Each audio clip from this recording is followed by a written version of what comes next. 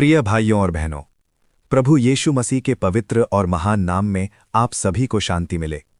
आज हम परमेश्वर के वचन से एक अद्भुत और शक्तिशाली अध्याय पर मनन करने जा रहे हैं। भजन संहिता अध्याय 24। ये भजन हमें 3 महान सच्चाइयां सिखाता है। पूरी पृथ्वी परमेश्वर की है। परमेश्वर के पर्वत पर कौन चढ़ सकता है? महिमा का राजा कौन है? ये भजन हमें परमेश्वर की महानता, पवित्रता और यीशु मसीह की महिमा के बारे में बताता है। ये भजन दाऊद ने लिखा था। कई बाइबल विद्वानों का मानना है कि ये भजन उस समय लिखा गया था जब वाचा का संदूक आर्क ऑफ द कवेनेंट को यरूशलेम में लाया जा रहा था। ये घटना सेकंड बुक ऑफ सैमुअल अध्याय 6 में मिलती है। जब वाचा का संदूक यरूशलेम में लाया गया तब लोग गीत गा रहे थे और परमेश्वर की महिमा कर रहे थे। तब ये घोषणा की गई, महिमा का राजा कौन है? और यही भजन 24 का मुख्य विषय है। पूरी पृथ्वी परमेश्वर की है। पद 1-2। पद 1, पृथ्वी और जो कुछ उसमें है वह यहोवा का है। व्याख्या, दाऊद कहता है, पूरी पृथ्वी परमेश्वर की है, सारी सृष्टि परमेश्वर की है, हम भी परमेश्वर के हैं। आज लोग सोचते हैं कि ये घर मेरा है, ये धन मेरा है, ये जमीन मेरी है, लेकिन बाइबल कहती है सब कुछ परमेश्वर का है। उदाहरण, यदि एक किसान खेत बनाता है तो वह उसका मालिक होता है।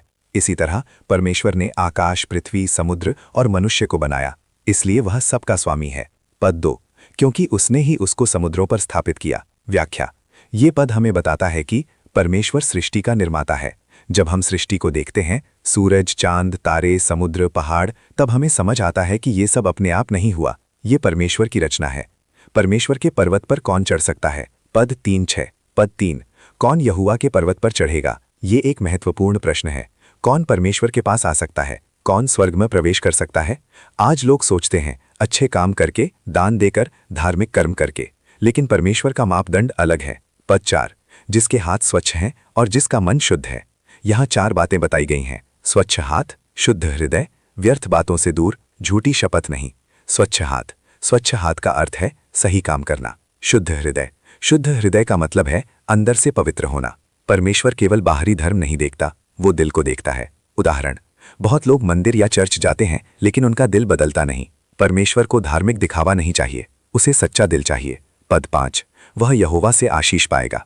जब कोई व्यक्ति सच्चे दिल से परमेश्वर के पास आता है तब परमेश्वर उसे आशीष देता है। आशीष का अर्थ केवल पैसा नहीं है, आशीष का अर्थ है शांति, आनंद, उद्धार, परमेश्वर की उपस्थिति।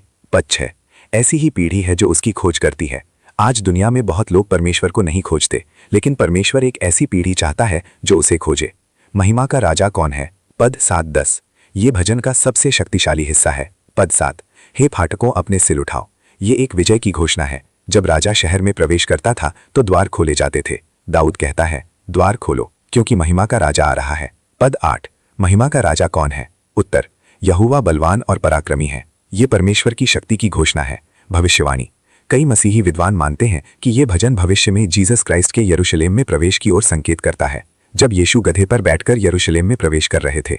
ये घटना मत्ती रचित सुसमाचार 21 में मिलती है। पद 9-10, महिमा का राजा कौन है? उत्तर, सेनाओं का यहोवा ही महिमा का राजा है। ये घोषणा बताती है कि परमेश्वर ही सच्चा राजा है।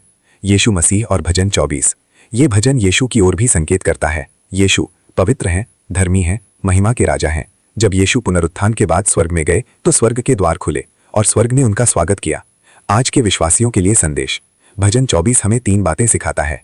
1, परमेश्वर सबका मालिक है, हमारा जीवन भी उसी का है। 2, परमेश्वर पवित्रता चाहता है, हमें शुद्ध जीवन जीना चाहिए। 3, यीशु महिमा के राजा हैं, हमें उन्हें अपने जीवन का राजा बनाना चाहिए। समापन संदेश, प्रिय भाइयों और बहनों, आज प्रश्न ये है, क्या हमारा हृदय शुद्ध है? क्या हम परमेश्वर को खोज रहे हैं? क्या यीशु हमारे जीवन के राजा हैं? यदि हम सच्चे दिल से परमेश्वर के पास आएं तो वह हमें आशीष देगा। प्रार्थना, हे स्वर्गीय पिता, हम तेरा धन्यवाद करते हैं तेरे वचन के लिए।